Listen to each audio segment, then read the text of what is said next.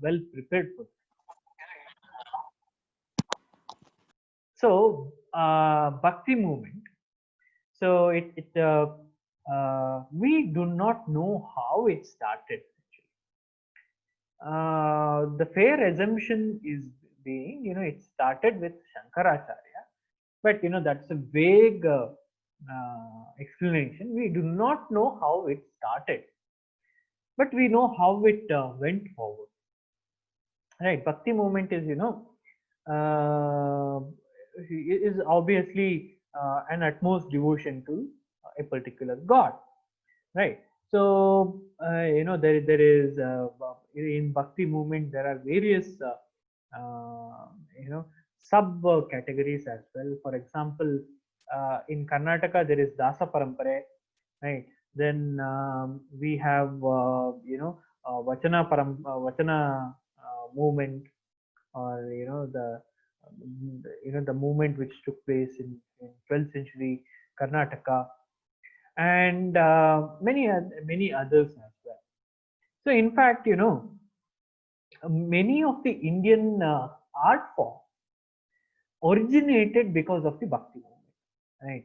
So whether it is Kudiyattam, Kathakali, or Yakshagana, so all these art forms are the result of Bhakti movement to an extent. So till then, thing is, uh, the worship or devotion towards the deities or gods is majorly connected with the rituals, as well as the the mythology and the shastra.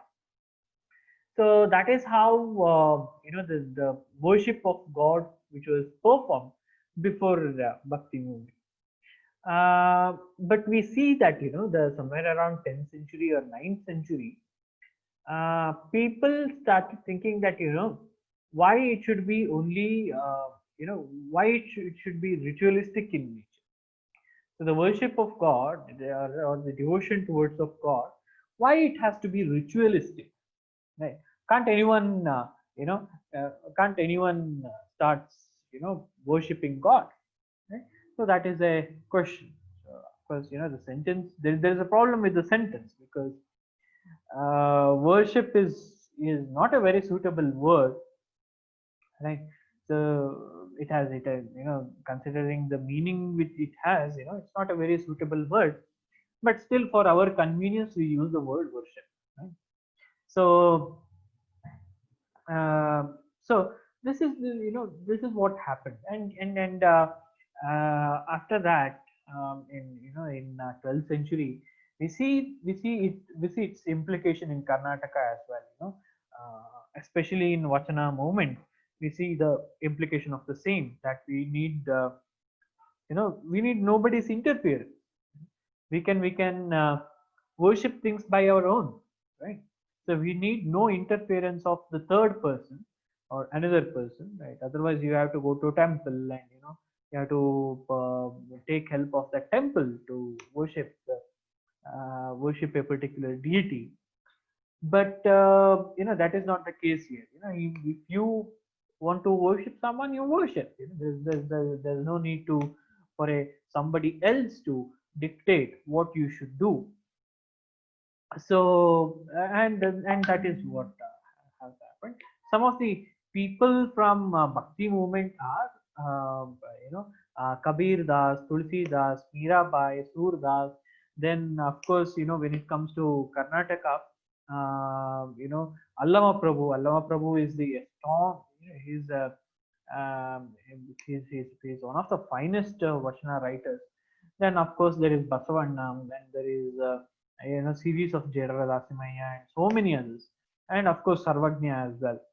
So and moving forward, then we had this Kanakadasa, Purandaradasa, and Veda Vyasa.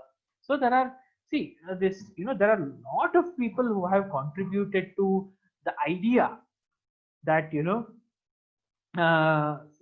can worship the god wherever you are, and that is the primary idea of Bhakti movement, right?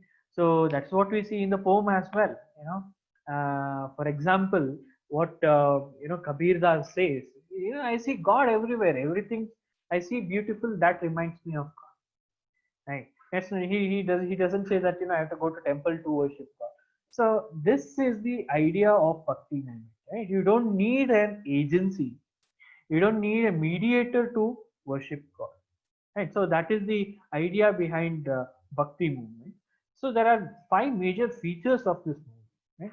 So there are five, the five basic principles or the concepts. Right? So the first one being very simple, that bhakti is the ultimate path. Right? So what is bhakti? Bhakti is ultimate devotion. Ultimate, what is ultimate devotion? Devotion is basically is one submit oneself to the God, right? The God is ultimate, and I am the subordinate of God, and the complete admiration towards God.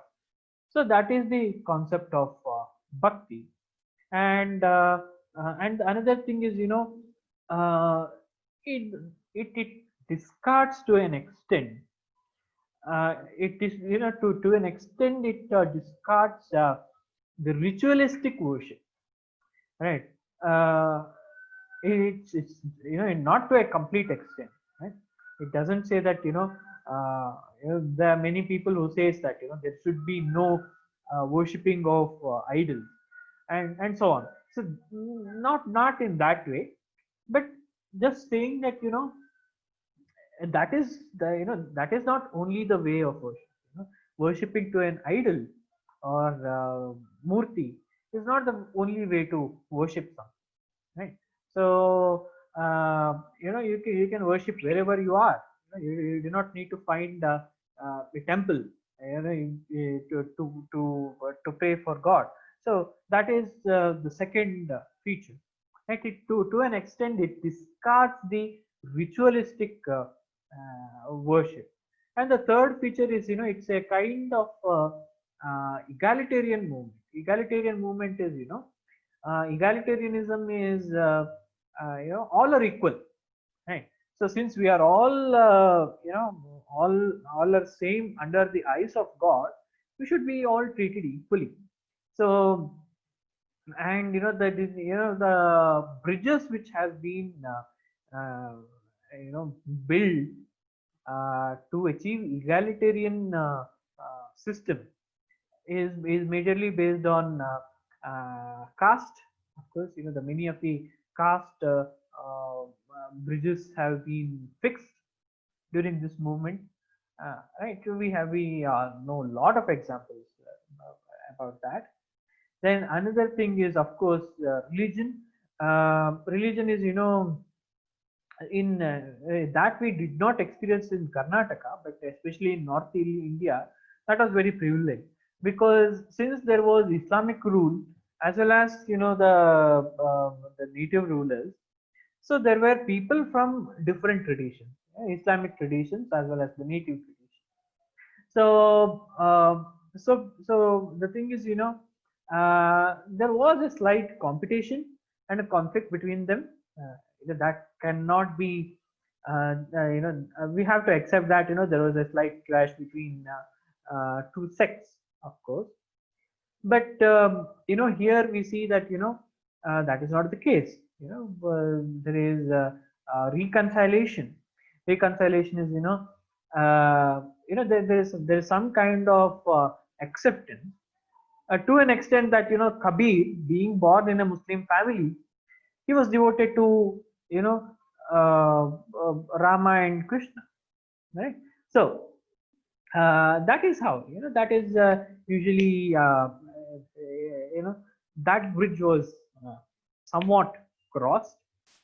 And another bridge which was crossed is of gender.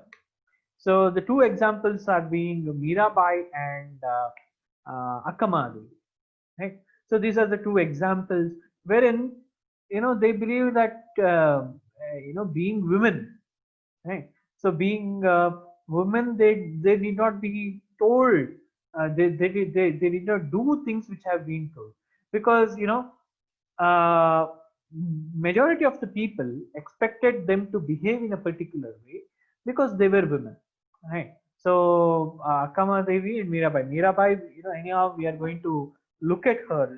I mean, discuss her today.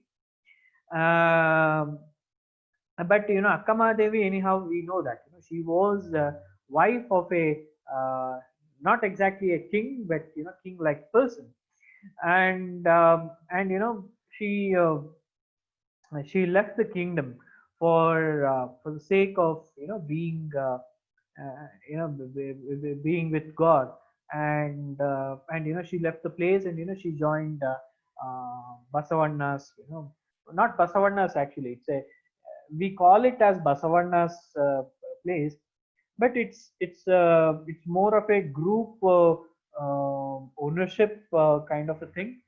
And also the Allama was the kind of a important person of that place, that is Anubhava Mantapa. I'm talking about Anubhava Mantapa. So there she joined Anubhava Mantapa, and we know that. So this is what happened, basically this is how they try to achieve an egalitarian society, right? Caste, you can give example of Kanakadasa, right? So religion, you can give example of Kabir, and the sex, you can give example of obviously Akkama Devi and Mirabai. And since you have Mirabai to the text, you can always give example of Mirabai. So then came the fourth feature is being uh, there is there's little bit of aversion towards priestlyhood, right? Because you do not have to be priest to praise God, right? So you do not have to go to temple to do a bhajane. You can do bhajane at home as well, right? So that is why priestlyhood is not much given importance during this time. Yeah, so it is like you as an individual can hail to any god you like. So that is the idea. Then the another most important feature is the language, right? Till then majority of the writings when it comes to uh, this area, the area of devotion, is in Sanskrit or Prakrit, right? A little bit of Tamil as well. By then Tamil had started, uh, uh, but other languages we do not see much of writing which is dedicated to healing of God and all. So during the Bhakti movement, since they were individual focus, since they were public focus, and the common folk focus, so they use the common language, they use the native language, right? For example, in Vachanas we see Kannada, right? Dasa, Kirtanes we see Kannada, right? And here we see Hindi. So there were Gujarati writings as well, there were Marathi writings as well, Bengali writings as well. So this native languages, I'm sorry about that, excuse me. So Hindi, even Hindi was a very poor language by then. Yeah. So even Hindi got it was very much launched because of this movement. Okay, so that is about these are the 5 features of Bhakti movement, and they are obviously as we discussed, it has these significance. Let us go to Mirabai. So the Mirabai,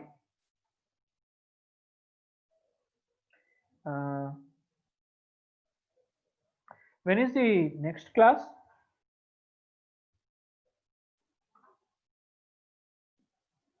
When is the next class of ours? 1:30.